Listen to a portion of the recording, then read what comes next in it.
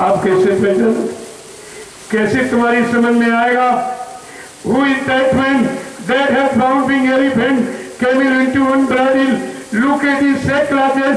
Please study Quran, Hadith, Bible, Gita, Ramayana and Bhagavad again. पढ़िए, इसमें देखिए इतिहास क्या कहता है, क्या कहता है। लेकिन तुम्हारा मन मस्तिष्क, your mind is flying in the sky by the pleasure mind of sensuous, you will black out. तुम इसे कैसे समझोगे? जब भोगियों की जिंदगी का आधार बना दोगे मानो हनुमान मंदिर को, तो हकीकत, सत्यता, रियलिटी तुम्हारी समझ में बिल्कुल नहीं जाएगी। तुम सब इससे दूर चले जाओगे। जानकारी जानकारी ही होगी। आपको ये सब सोचना चाहिए कि ऐसी फैशन परिस्थिति दुनिया में, एक भिखारी भीख मांग रहा हो, तुम कहो तुमसे देश के सबसे बड़े गरीब हो, भीख मांगते हो, तुम टाट बोरा पहन लो, तो कहेगा अपनी भीख रख लो, लेकिन मैं टाट बोरा नहीं पहनूंगा। देखिए, विचार कीजिए भी आप, अभी तुम समझ ही कहाँ पाए हो। देखिए, जब भगवान राम को वनवास हुआ तो गुरु वशिष्ठ ने क्या कहा था? अरे वनवास तो जा रहे हो, राष्ट्रीय कपड़े उतार दो, मुकुट ये सब उतार के रखो, तुम्हारी सुरक्षा नहीं हो पाएगी। और कहा था, भूमि शयन बलकर बसन कंदमूल फल खाओ, जाओ जमीन तुम्हारा बिछोना है, बलकर वस्त्र यही टाट बोरा। उस समय मशीन का युग नहीं था, कपड़े के रूप में बन के नहीं आया था, लेकिन कहा इसको लपेटो और कंदमूल फल खाना और 14 वर्ष से चले जाओ जंगल में। ये गुरु का आदेश था। गुरु के आदेश को मानकर भगवान राम ने 14 वर्ष कितने कठिन संकट कालीन स्थिति में रहकर अपने दिन बिताए थे, कितना लड़ाई झगड़ा संघर्ष किया है, लेकिन गुरु का दिया हुआ सुरक्षा कवच वस्त्र ये हमेशा संभाल का काम करता है। और 14 वर्ष सबसे झगड़ा करके और मार काट करके सुरक्षित अयोध्या वापिस लौट आए हैं। ये गुरु के दिए हुए उस सुरक्षा टाट वस्त्र की कीमत थी, अब उसको भी भूल गए। और भगवान कृष्ण को उनके गुरु संदीपन ने टाट की लंगोटी लगवा दी, कहा और संयम का वो प्रमाण प्रस्तुत किया कि 16,108 गोपिकाओं के बीच में रहे और पूर्ण योगेश्वर कहलाए। ये गुरु के दिए हुए वस्त्र की सुरक्षा है, उसका कमाल है। प्रेमियों, मुसलमानों के मसीहा यानी पैगंबर हुजूर मोहम्मद साहब जब खुदा का खुदाई पैगाम लेकर सरजमी पर आए थे, उन्होंने जीवन पर्यंत टाटे ही पहना, दूसरा कपड़ा नहीं। जो मुझे भी मुसलमान है आज भी दरवाजे फट्टा लटकाता है, लेकिन हकीकत को नहीं समझता। ये इसमें राज क्या छिपा हुआ? ईसा मसीह उनके पिता ने अंतिम श्वास तक टाट का ही सेवन किया है।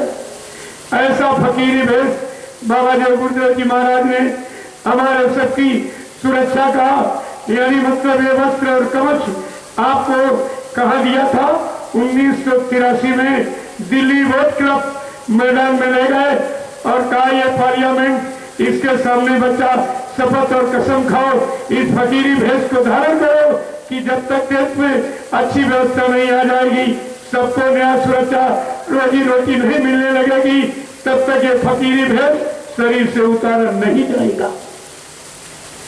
और कहा था मेरा सामूहिक आदेश पहनाने का है, सामूहिक आदेश उतरवाने का होगा, उतरवाने के बाद एक सामूहिक आदेश काम कर दूंगा, तब तक मेरे उस अग्रिम आदेश का तुम भजन करके इंतजार करते रहना। आपने गुरु वचन को माना, एक भी वचन तुम्हारे पास तो तुम लाभ ही कैसे उठा पाओ। और कहा था बच्चा जो अपनी इच्छा से टाट बोरा उतार दे या पहन ले, उसको सत्संगी मत मानना, वो भविष्य में कोई बहुत बड़ा धोखा दे सकता है। यह सब पहले से पहले आपके सामने रखा गया, लेकिन जब तुमको कुछ याद ही नहीं पड़े। संत अमरदास जी, इसी कलयुग में संत अमरदास जी हुए, उन्होंने अपनी वाणी में कहा है जो गुरु की निंदा करे, अपने स्वार्थ लोभ लालच के लिए गुरु को झूठ बोलने वाला, उदावादा खिलाफी करने वाला, दगेबाजी करने वाला सिद्ध करे, वो तो दरबार में आने के काबिल भी नहीं है। लेकिन जो उनका साथ दे रहे हो वो देखने के, थूकने के लायक नहीं है। इतना सख्त वचन है उनका। पर आप ये भी कुछ नहीं समझ पाए, तुमको ये भी नहीं मालूम हम ये सब कर क्या है। गुरु का द्रोही, अरे तुमने धर्मशास्त्रों के पन्ने खोल के नहीं पढ़े कि जो जन गुरु प्रीत निंदा करही ते चमगादड़ भय बहुत नहीं। जो गुरु की निंदा करता है या अपने स्वार्थ लोभ लालच के लिए गुरु को झूठ बोलने वाला, वादा खिलाफी करने वाला, दगेबाजी करने वाला सिद्ध करे, कहते वो चमगादड़ क्यों नहीं पाता। प्रेमियों, चमगादड़ एक पक्षी होता है, सूरज निकलते उसकी आंख बंद हो जाती। इतना नारकी पात की है कि सूर्य का दर्शन भी नहीं कर सकता है और पेड़ में उल्टा टंगा रहता पूरे दिन, भोजन पानी कुछ नहीं। ये है सजा गुरु को अपमान करने की। क्या तुम सब लोग इसी सजा पाने के अधिकारी बनने जा रहे? तुम ये भी नहीं समझ पाए हो। तुम्हारे यहाँ पर छोटी छोटी बातों को मान्यता दी जाती है। जैसे तुम्हारे मकान की छत पर अगर सवेरे कौवा बोल जाए तो लोग कहते मेरे घर में कोई मेहमान आने वाला। कौवा की बात को भी सही माना जाता। अगर रास्ता चलने में बिल्ली रास्ता काट दे तो कहते कोई दुर्घटना होने वाली। यानी बिल्ली कौवा की बातें सही और गुरु की बातें सब झूठी।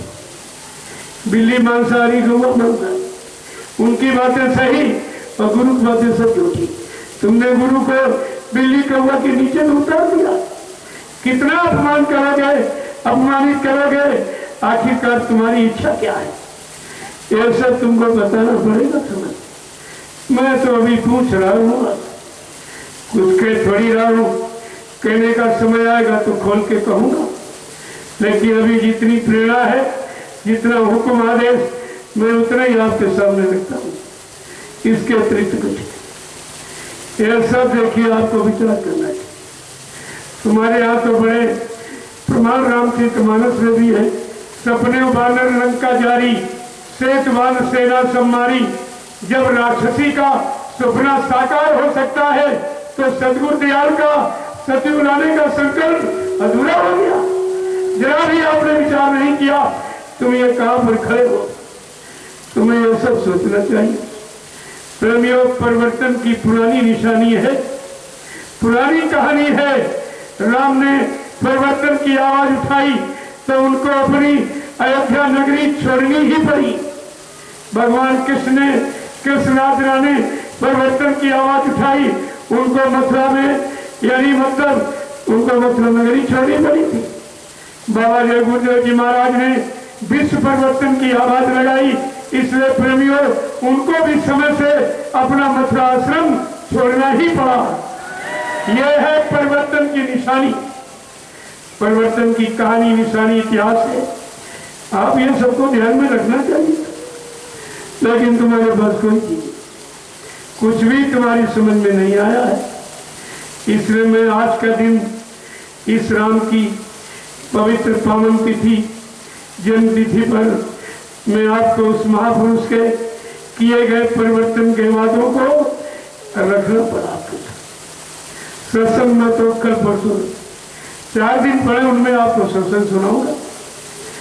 आज तो तुम्हारे पर शंका संदेह, भूल भ्रम का जो भूत चढ़ गया है वो भूत उतर जाएगा, सब तुम्हारी समझ में आ जाएगा। जब भूत चढ़ जाता है किसी की समझ में कुछ नहीं आता, वो समझना ही नहीं देता, वो अपनी अपनी कहता रहता, सुनाता किसी की नहीं सुनता। आज का दिन मैंने, क्योंकि आज आने का दिन है, अभी लोग भारी संख्या में आ रहे हैं, कल आपको ये जमाव दिखाई देगा क्या है। वो तो मैंने मना किया था कि बहुत थोड़े लोग आना, मेरे यहाँ जगह नहीं है।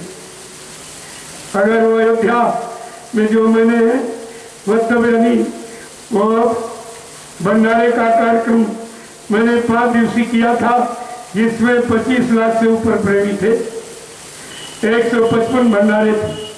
अगर वो सब भंडारे आ जाते तो यहाँ जगह भंडारे की भड़की नहीं, ये तुम्हारे दोनों बगीचे भंडारों में चले गए, फिर आप सत्संग का सुनते बैठे। इसलिए मैंने प्रार्थना किया था कि भाई बहुत थोड़े लोग आ जाना, थोड़ा सा ये राम की जन्मोत्सव की तिथि भी, उसमें भी लोगों को एक इशारा संकेत परिवर्तन का मिल जाएगा तो अच्छा होगा। बहुत थोड़े लोगों को बुलाए, लेकिन कल आपने देखा बेमिसाल काफिला यहाँ सत्संग स्थल से लेकर और चौबेपुर तक एक ही लाइन, एकदम खचाखच रोड भरा। क्या कोई इसे गिन सकता है या कोई इसे बुला सकता? ये जीवन में भूलने वाली चीज नहीं है, और कोई आज तक इस तरह का जमघट लेके न आया होगा न कभी आएगा। ये काम किसी के बस का नहीं है। आपको सोचना चाहिए, ये 3.5 बरस से जो हिंदुस्तान की धरती पर घूम घूम कर सदगुरु दयाल के उस परिवर्तन की बेला में किए गए वादे, संकल्प और वचनों को सुना सुना करके इन प्रेमियों को सच्चे रास्ते पर लाके खड़ा किया गया। इस मेहनत को आप देखिए, रात को रात नहीं समझा, दिन को दिन नहीं समझा। रातों दिन मेहनत प्रयास करने के बाद एक छोटा सा नमूना आपके सामने जन जागरण का पेश है, इसको देखिए आप, इसको समझिए। पत्रकार मीडिया एकदम फेल हो गया, कुछ नहीं कह सकता, कुछ नहीं लिख सकता, कोई बयान नहीं कर सकता, मेरे संदेश को वो छाप ही नहीं सकता है। मेरे पास बहुत आते मीडिया पत्रकार तरह तरह सब तरह तरह की बातें करते। मैंने कहा ये आध्यात्मिक मंच है, ये राजनीतिक नेताओं का मंच नहीं है कि भाषण कुछ करें और बाद में कुछ बता दें। यहाँ जो है आपके सामने सब खुला हुआ, आप देश के सच्चे नागरिक हो तो इसको छाप दे दिए। ये सबको सबके लिए हित की बात है, और तुम जो छापते हो रात दिन अखबार, टेलीविजन, इंटरनेट, मारकाट, हिंसा, चोरी, कत्लेआम, व्यभिचार, कुचार, सुसाइड, दुर्घटना, अकाल मौत, इससे क्या होने वाला है? ये धार्मिक देश की मर्यादा है, धार्मिक ग्रंथों की मर्यादा है, धार्मिक ऋषि मुनि योगी महर्षियों की, संत महात्मा फकीरों की, इसमें कोई मर्यादा है? तो सब आपको विचार करना है। मैं तो सब सुनता रहता हूँ उनकी बात, कहता हूँ अगर छाप सकते तो छापो। तुम ये 3 घंटे का संदेश नहीं छाप, तुम्हारे कहते खास हले हमने कहा सब खास ही, ये सब खास ही, यहाँ बगैर खास का कुछ नहीं। अगर खासो खास न होता तो इतने प्रेमी ये आज 18-19 प्रांतों से यहाँ आके बैठे हैं। तुम कभी विचार कर सकते थे कि इस गांव में इतने प्रांतों के लोग और एक देश के, यानी मतलब अंतरराष्ट्रीय कार्यक्रम हो गया, क्योंकि नेपाल देश भी आया हुआ। आपके कितने बड़े भागी, तुमको कहीं नहीं जाना पड़ा और तुम्हारे दर्शन के लिए सब यहाँ आ गए। कितने बड़े भाग्यशाली, तुम अपने भाग्यशीलता का परिचय नहीं दे सकते। तुम कभी सोच भी नहीं सकते थे कि कभी इतना जनसैलाब इस धरती पर आके इकट्ठा हो जाएगा। लेकिन मेहनत कभी, परिश्रम कभी अकाल से नहीं होता, तो सफलता की कुंजी है। लेकिन विश्वास होना चाहिए। लोगों को विश्वास नहीं था, ऐसे अंग्रेजों को विश्वास नहीं था। जब गांधी महात्मा ने आवाज लगा दी कि अंग्रेज भारत छोड़ो, मेरा स्वराज होगा, मेरी व्यवस्था होगी, मेरा कानून होगा, मैं अपनी तौर तरीके से अपनी जिंदगी जीऊंगा, तो अंग्रेज सुन के हंसते थे। कहा गांधी पागल हो गया क्यों? बुला के कहा गांधी, किस व्यवस्था की नींव बनाने में हमको 175 वर्ष लग गए और तुम कहते हो मेरा राज्य होगा, मेरी व्यवस्था होगी, मेरा साम्राज्य, मेरा कानून होगा।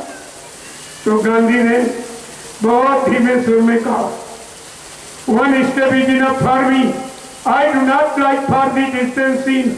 मैं एक कदम पर चलकर विश्वास करने वाला व्यक्ति हूँ, जब चाहे 1000 किलोमीटर की यात्रा हो, जब एक कदम मैं विश्वास के साथ निकालूंगा। एक कदम 27 इंच पर पड़ता है, एक बार में 27 इंच मैं जमीन कम करता चला जाऊंगा, तो एक न एक दिन अपनी मंजिल को पूरा करूंगा। प्रेमियों, ऐसा विश्वास होना चाहिए। मुझे इतना विश्वास था कि सदगुरु दयाल की दया कृपा का सब लोग हंसते थे, पूरा गुटपार परिवार विरोध में था, कोई साथ नहीं था। लेकिन मैंने कहा कुछ नहीं, गुरु तो साथ में है, उसके वचनों को सिर माथे रख के निकलूंगा। एक न एक दिन ये गुरु परिवार संगठित हो जाएगा, अपनी जगह खड़ा हो जाएगा और इनको अपना लाभ मिलने लगेगा। और ये आपके सामने देखिए, ये 3.5 बरस की मेहनत है। तुम कहते थे रुपया पैसा लूटने निकले, ये करने निकले, वो करने। ये देखिए, जिस काम को करने निकला था आज आपके सामने मौजूद। इसको देखिए आप, एक आदमी तुम नहीं खड़ा कर सकते। तुम पैसा लेके बुलाओ, फिर भी यहाँ पर किसी दूसरे प्रांत से, देश से यहाँ चल के कोई नहीं आएगा।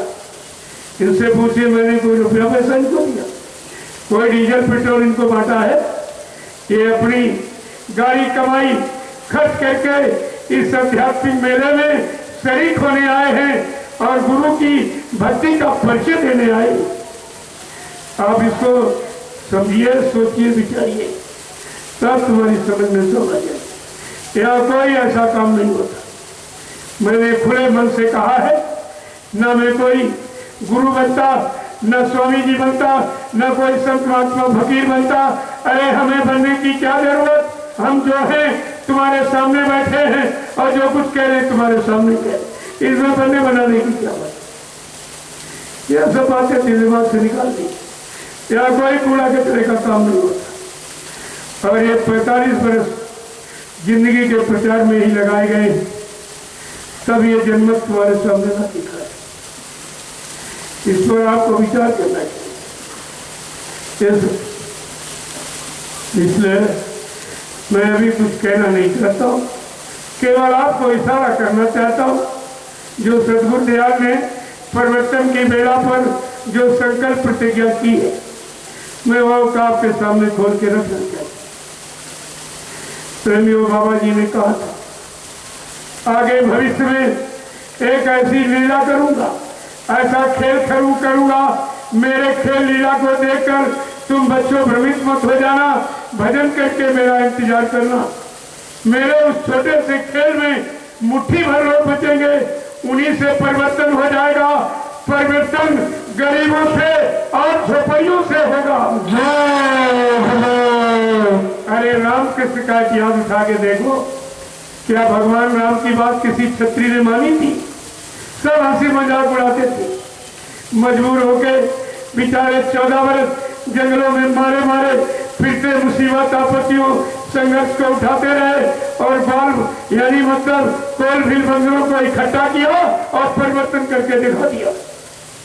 यह है परिवर्तन की कहानी। भगवान कृष्ण को किसी यदुवंशी ने साथ नहीं दिया था, आलोचना बुराई निंदा करते रहे। मजबूर होकर उन्होंने भी 18 वर्ष में इन मतलब नहीं गौर वालों को इकट्ठा किया और परिवर्तन करके दिखा दिया। आज वही परिवर्तन की बेला है।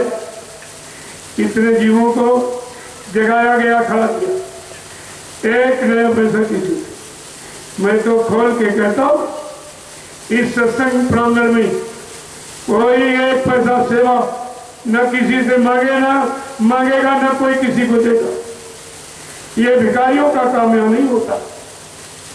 ये अंधा चंदे से परिवर्तन नहीं होता। अगर चंदा, नोट वोट और भाषणों से परिवर्तन हो जाता तो 60 साल में कितनी पार्टियां आई और कितने झंडे और पंडे आए, लेकिन काम तुम्हारा कुछ नहीं हुआ और बिगड़ता ही चला जा रहा। ये क्या है? क्या तुम्हारे पास परमात्मा ने मानव बुद्धि नहीं दी है? क्या तुम सोच विचार नहीं सकते हो कि अब मांगने वाला अरे भिखारी होता है कि दाता होता है? अरे दाता देता कि भिखारी देता? जो चंदा नोट वोट तुम्हारे से मांगता है, महंगाई टैक्स तुम्हारे से वसूल करता है, क्या वो कभी सुख शांति दे सकता है? आपको ये सब विचार करना चाहिए। लेकिन तुमने भारत देश का इतिहास ही गंदा कर दिया। साथ क्या भगवान रामकृष्ण का प्रचार रेडियो, अखबार, टेलीविजन ने किया था? सब भक्तों के द्वारा। आज इतना ये भक्त मंडली कल आपने इनका इनकी सहानुभूति का और श्रद्धा भक्ति का और शालीनता का और विनम्रता का और शीलता का और सौम्यता का, चरित्रता का और निर्मलता का जो आपने परिचय देखा है, यह इतिहास के परे है। इतने आदमी लेकर सड़कों पर कोई निकल नहीं सकता।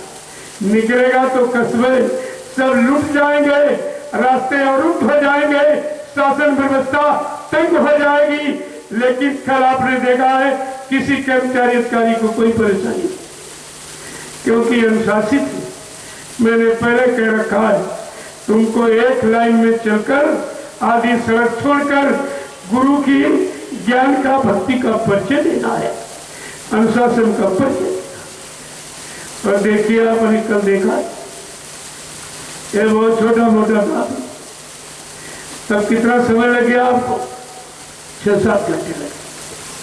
6-7 किलोमीटर आने में 6-7 घंटे। इसे आपको समझना चाहिए, ये हंसी मजाक का विषय नहीं है। इस भौतिक जगत में इस स्वार्थपरता के मतलब यानी युग में किसी को, इतने आदमियों को इकट्ठा करना ये छोटी बात है। आप ग्रामवासियों का कितना बड़ा सौभाग्य है जो तुम्हारी धरती पर ये आए हुए हैं। अपने स्वागत सत्कार का इतना परिचय दे दीजिए ताकि तुम्हारा इतिहास बन जाए इस काम का। मैं इसलिए सबको सेवा का मौका दे रहा हूँ। आप कहते थे बार बार, कभी आप पंजाब, कभी हरियाणा, कभी मतलब गुजरात, महाराष्ट्र, मध्य प्रदेश, मुंबई और कलकत्ता, मध्य प्रदेश और झारखंड, इधर आप प्रचार करते रहते हो, और कभी कानपुर में। मैंने कहा दूंगा मौका ही का। अभी मैंने एकदम अचानक झारखंड में रांची, जो झारखंड की राजधानी है, वहाँ पर यह होली और मुक्ति दिवस का 5 दिवसीय कार्यक्रम वहाँ संपन्न किया गया। और वही मैंने मन से अनाउंसमेंट कर दिया कि यह कार्यक्रम कानपुर नगर में कहाँ होगा। हमने जय गुरुदेव आश्रम गुरुद्वारा, ग्राम पोस्ट गौड़ा, कानपुर नगर गाँव में होगा। कहा गाँव में इतना बड़ा कार्यक्रम है, एकदम प्रेमी। कितने यहाँ से 1200 किलोमीटर है झारखंड। और तुरंत अपने घर गए और वहाँ से थोड़ा बहुत इधर काम वाम किया, फौरन भगे। ये देखिए इनमें क्या तलाश है, क्या जिज्ञासा है, और किसको ये चाह रहे, क्या इनमें भूख प्यास, क्या तड़प है इनके साथ। ये तो जानकारी आपको नहीं। ये 3 संघर्ष थे। एक तो खेती का काम है, दूसरा विद्यालय बच्चों के खुल गए, तीसरा शादी ब्याह की बहुत जोरदारी है। 3 संघर्षों के बीच ये जनमत आपके यहाँ आके खड़ा हो गया है। ये विषय समझने का विषय। अगर ये कुछ परिस्थितियां ना होती, या इतना आदमी इकट्ठा हो जाता कि तुम पानी नहीं पिला पाते। भोजन देना तो बहुत बड़ी बात है, पानी नहीं देते। इतना जनमत फैला के खड़ा कर देगा। और समय मिलेगा तो आदमी से आदमी सटा के दिखा दूंगा आपको। लेकिन ये सब गुरु की दया से, मेरे पास कुछ नहीं है, न मैं कुछ करने वाला हूँ, बस उन्हीं की प्रेरणा है, उन्हीं का आदेश हुक्म जो होता है इशारा, मैं आपके सामने खोल के कह दूँ। कभी ऐसा मत सुने। जय गुरुदेव, जय गुरुदेव, जय गुरुदेव, जय गुरुदेव, जय गुरुदेव, जय गुरुदेव। जय गुरुदेव नाम किसका? प्रभु का, जय गुरुदेव नाम किसका? प्रभु का, जय गुरुदेव नाम किसका? प्रभु का, प्रभु का प्यारा नाम। जय गुरुदेव। देश के कोने कोने से, सब तमाम प्रांतों से, जनपदों से, शहरी ग्रामीण अंचलों से आए हुए समस्त सत्संगी प्रेमी जन, इन गांव में आवास निवास करने वाले समस्त धर्म प्रेमी माताएं, बहनें, पुरुष, देवी देवता, मंदिर मस्जिद पर आस्था विश्वास करने वाले हिंदू और मुसलमान, ये बड़े सौभाग्य का दिन है। एकता, आध्यात्मिकता, धार्मिकता के सूत्र बंधन में बंधने का। क्या कोई इस तरह ये काम हो रहा आपके? अरे रामचरितमानस का अखंड पाठ हो रहा, लेकिन राजनीति धर्मनीति का पतन हो गया। सीता सती अनुसुईया की कहानी सुनाई जा रही, लेकिन प्रेमी और नारी का पतन हो चुका है। राम और भरत मिलाप सबको सुनाए दिखाए जा रहे हैं, लेकिन भाईचारा चला गया। इस रामचरितमानस की मर्यादा रखी है आप, ये घोर अपमान कर रहे हो, इसकी भी सजा है। ऐसा नहीं, एक तरीके से नहीं, आपने सब तरीके से ये सजा पाने का ही विधान बना रखा है। सब चीजें कुछ आपके पास बचा नहीं है। इसलिए मैं इन 5 दिवसीय आध्यात्मिक सत्संग समारोह जन जागरण कलयुग जा रहा सच्चे मारा, ये अभियान है पूरे हिंदुस्तान में चल रहा। उसी अभियान को लेकर आपके यहाँ ये 5 दिवसीय कार्यक्रम राम जन्मोत्सव, राम की जन्म तिथि, रामनवमी के पावन पर्व पर ये आध्यात्मिक कार्यक्रम को रखा गया। लोगों को इसकी भी जानकारी मिल जाए कि अध्यात्म किसे कहते। इस भौतिक जगत में रहकर तुम भौतिक ज्ञान तो तरह तरह का सीख लिए हो, लेकिन अध्यात्म तो बिल्कुल नहीं जानते। जबकि जीवात्मा का विषय अध्यात्म और शरीर, इंद्री और मन बुद्धि चित्त का विषय है भौतिक। लेकिन संत महापुरुषों ने इशारा करके कहा है, जहां पर भौतिक नाम की सृष्टि का अंत हो जाता है, वहीं से संतों की आध्यात्मिक सृष्टि का शुभारंभ होता है। विवेकानंद जी ने थोड़ा सा इशारा किया था, कहा था, where is the philosophy of the world since there are religious start. जहां से भौतिक नाम की सृष्टि का अंत हो जाता है, वहीं से संतों की आध्यात्मिक सृष्टि का शुभारंभ होता है। कितनी बड़ी चीज आपको दी थी, साइंस ऑफ सोल, आत्मा का विज्ञान।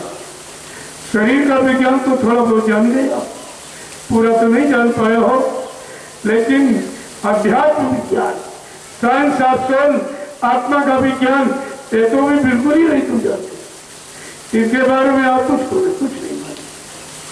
तो मैं इन सत्संग के दौरान इसी आध्यात्मिक की चर्चा करूंगा, और आपको दोनों तरफ भौतिक का भी अध्यात्म का, जिस्मानी नूरानी, अंतर्मुखी बहिर्मुखी, लौकिक पारलौकिक, दोनों तरफ का संदेश आपके सामने रखा जाएगा, ताकि आप लोक परलोक को समझ लो और यानी भौतिक अध्यात्म को समझ लो, जिस्म यानी शरीर, और शरीर को चेतन का रूप देने वाली चेतन जीवात्मा को भी समझ लो। दोनों तरफ से आपका काम हो जाए, इसीलिए कार्यक्रम रखा। तो आप सभी लोग थोड़ा थोड़ा समय निकाल करके इन वचनों को जरूर, ये तुम्हारे हित के, तुम्हारे लाभ के हैं, सुख शांति के हैं। आने वाले समय में जो कोराम का इमाम मचने जा रहा, उससे भी बचाने का, ये छोटी मोटी चीज नहीं। बाबा जी ने बहुत पहले कहा था, बज रहा काल का डंका, कोई न बचने पाएगा। कहा कलयुग ने अपने जाने का बिगुल बजा दिया है, इसलिए तुम बच नहीं पाओगे। लेकिन हर बाप को अपने बच्चों का दर्द होता है। बाबा जी ने जिनको नाम का दान, नाम की युक्ति दी है, उनके बचने के लिए कहा था, बचेगा साधु जन कोई जो हरि से लौ लगाएगा। साधु माने दाढ़ी बाल, काला पीला कपड़ा नहीं होता, जात बिरादरी नहीं होती। साधु किसके कहते हैं?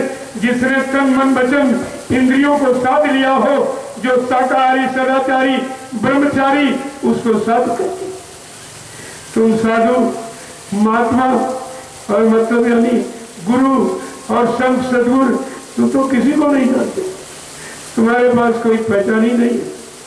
बस एक पहचान है, दाढ़ी वाल कपड़ा और भीख मांगना, यानी भिखारी महात्मा। अरे महात्मा देता है, भिखारी मांगता, कितना अंतर। तुमने महात्मा को भिखारी कह दिया। ये भी तुम्हारी समझ में नहीं आया कि महात्मा कैसे